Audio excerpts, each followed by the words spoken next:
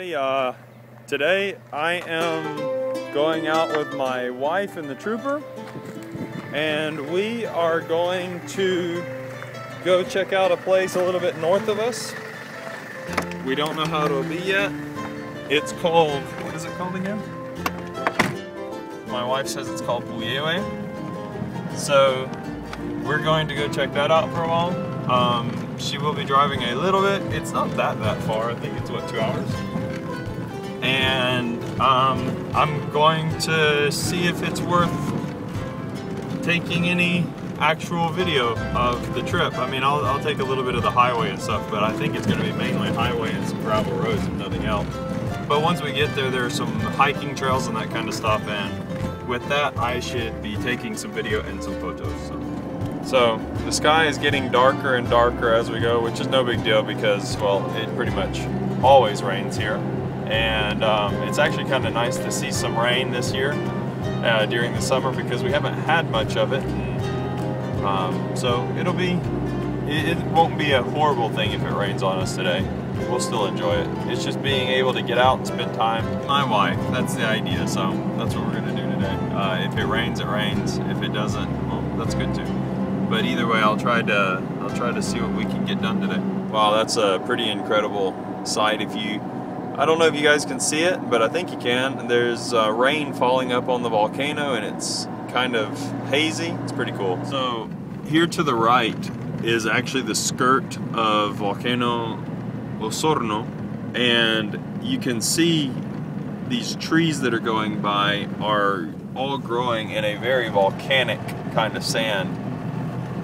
Or, well, it's not even, I guess it's sand, but it's mainly rocky set, the soil, volcanic. And it's mainly this one kind of tree that grows here, predominantly, and they're called kuliwe.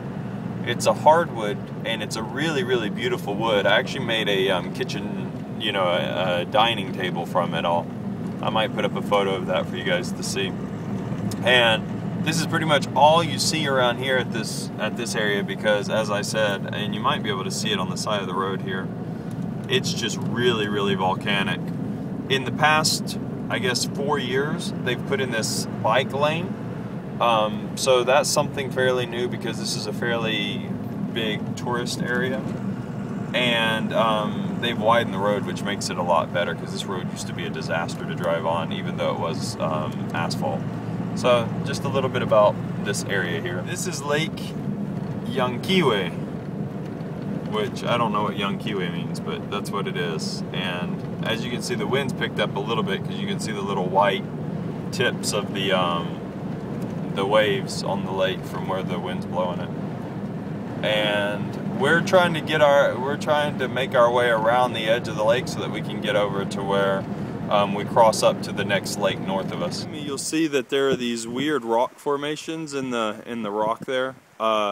These rock formations, from what I understand, what I've been told, are very rare, I guess. They are a rock formation from a specific cooling, or an expedient cooling in lava, or something like that is what I've been told. So they're actually so rare that instead of continuing to explode them out and build the road through, they actually built this bridge I'm walking on to go around them. I'm not real sure about all the technical detail on that. If I find something online, I'll let you know.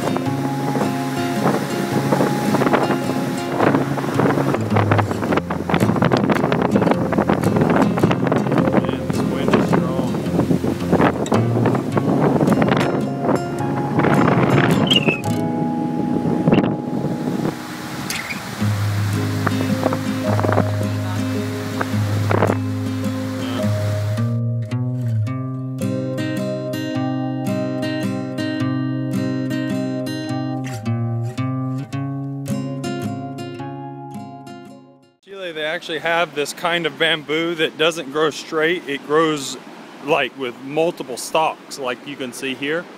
It just spreads out absolutely everywhere. And then you get cool little cubbies like this where they cut under it. And this is, like I said, this is a park, but it's very common that they do this on their properties too, and the cows walk under it or they ride their horses under it or whatnot. And it's just beautiful, all the stuff that you get to see in this kind of stuff. So that's kind of what it is here.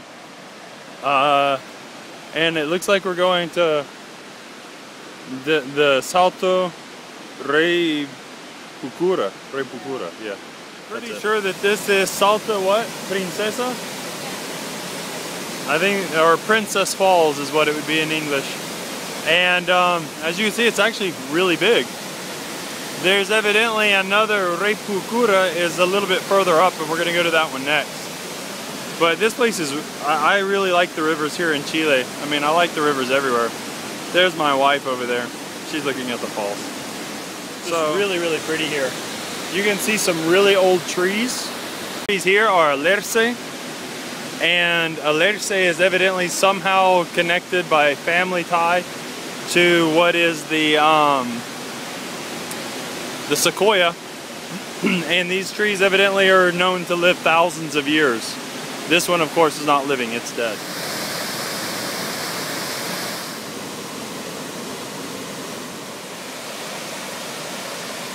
This is Salto Princesa from above a little bit, so you can kind of see how the river flows and then runs down into the falls. Salto de la Princesa, I guess the princess jumped off of it. Don't know. That's just a made up story. Some little bug we found. Don't know what he is. He's cool though. If you look past those trees up there, you can actually see how the river makes a drastic drop to come down to the flat area where we're at. We're at the waterfall Rey Pucura, or Salto Rey Pucura, and this is how it looks.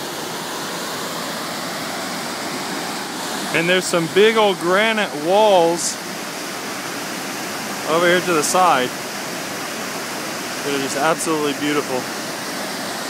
This is a really, really nice place. It didn't take us too long to get here.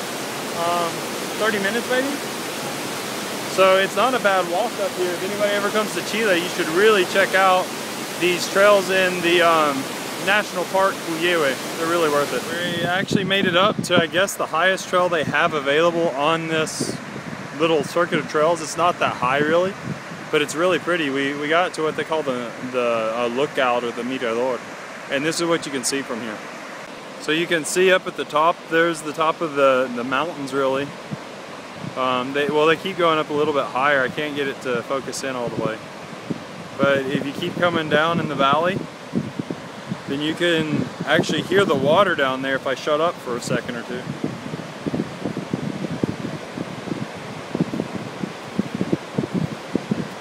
And you can actually see a little bit of the river down there as well, the water running through the gorge, I think it's called. Eric has a hitchhiker. We're down here. Salto del Indio. Once again, I don't know why it's called that, but that's what it is. And this is what it looks like. Once again, a really nice little view. Really, really pretty. Just, man, this place is really pretty. If you guys ever come to Chile and you can get up here, I really, really suggest it. It's only like maybe 20 kilometers from the Argentine border. And it's really pretty. It's really worth the $2 a person to get in and look around, honestly. So this is evidently what this waterfall looks like in the winter when it has heavier rain and the snow is probably melting a little bit more, whatnot. And then this is how dry it gets in the summer when we've had a drought. Because you can see to the left there's still that twist in the water, but in the photo it's not that way.